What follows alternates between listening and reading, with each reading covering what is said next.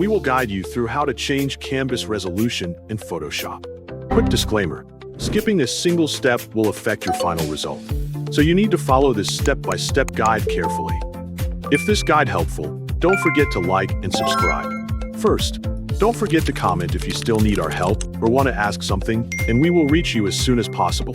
Second, open Adobe Photoshop, open the image or document whose print resolution you want to change, then allow it to appear completely on the canvas. Click Image on the top menu to view the commands that control the document's dimensions, mode, and resolution. Select Image Size to access the settings for pixel dimensions and printed output. Wait for the image size window to open and display the current width, height, resolution, and estimated file size.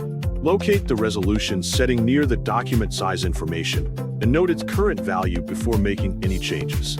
Open the unit menu beside resolution and choose pixels per inch, which is the standard measurement used to describe image resolution for printing. Disable resample if you only want to change the print resolution without adding or removing any pixels from the image. Enter the new resolution value required for your project or printing process. Use 300 pixels per inch when you need a common starting point for high-quality printing, unless your printer or production provider requests a different value.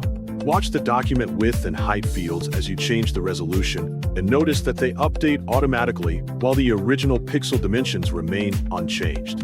Enable resample only when you also need to change the actual pixel width or height, understanding that Photoshop will then create or remove image data.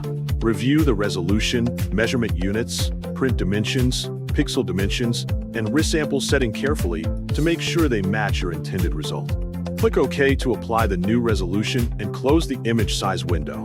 Finally, save the Photoshop document with a clear file name, preferably as a separate copy when you want to preserve the original settings, so the updated resolution remains stored with the image.